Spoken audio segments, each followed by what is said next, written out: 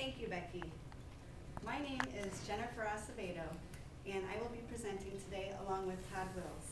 And I'd like to introduce the rest of my team members: Amy Clark-Eagle, Mary Emmons, Amy Lowndes, and Tom Wingate. And we'd like to give a special thanks to our sponsors sitting in the audience today, Joanne Merrick and Patricia Spitzley.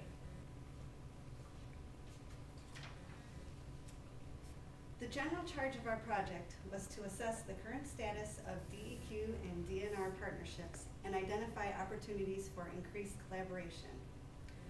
Why should we take the time to seek these additional opportunities for collaboration? Because collaboration is greater than the sum of its parts. We see evidence of this in this very room today, looking around at Leadership Academy participants coming from diverse backgrounds together to solve the agency's issues. Collaboration leads to increased efficiencies and leveraging of resources, and sharing of ideas leads to innovation. Back in August of 2009, who knew that our department was going to be one, that DEQ and DNR were going to be merged into one department? You can see that the title of our project focuses on DEQ and DNR as two separate agencies. The premise of our project was that there was some active collaborations already occurring, but we knew that there was potential to increase that collaboration and leverage our resources and increase our efficiencies. The other parts of our charge included testing one of our opportunities that we identified, and then finally developing recommendations. But then we had this merger take place 1 month after we started our project. While this did not significantly change the scope of our project, we thought the results of the project could potentially benefit the transition efforts for the new Department of Natural Resources and Environment. Therefore, we remained in contact with the DNRE transition team throughout our project, including sharing our evaluation results prior to today's presentation. What was our process? A number of different information sources were used to gather our information, including researching the MOUs that both agencies had on their intranet sites, reviewing department programs and having an org chart review so we could see the similarities in program tasks.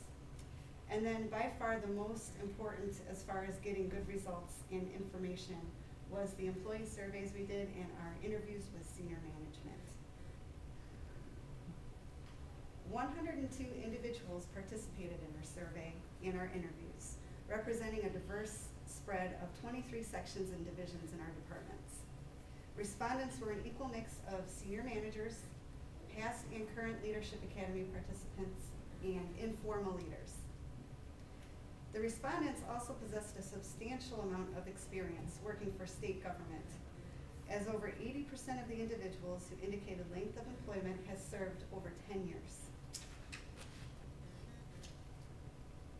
The respondents gave us nearly 500 opportunities from our survey. So how did we narrow this down?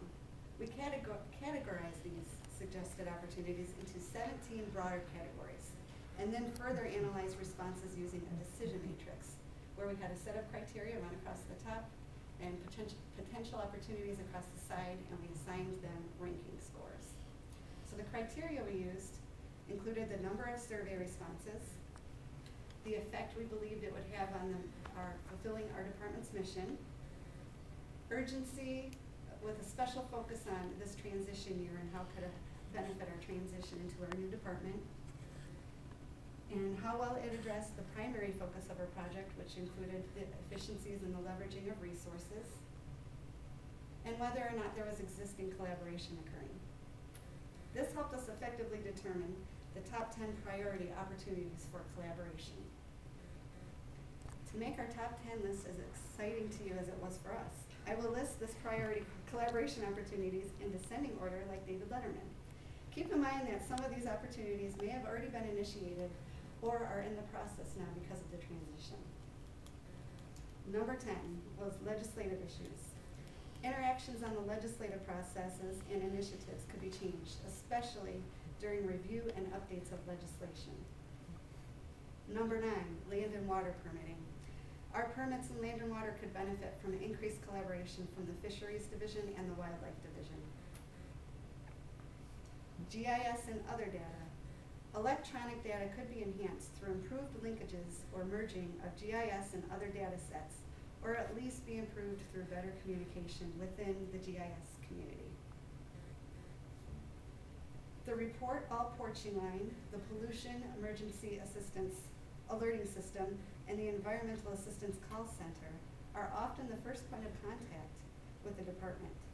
Improved collaboration would ensure a fast and consistent response to our customers.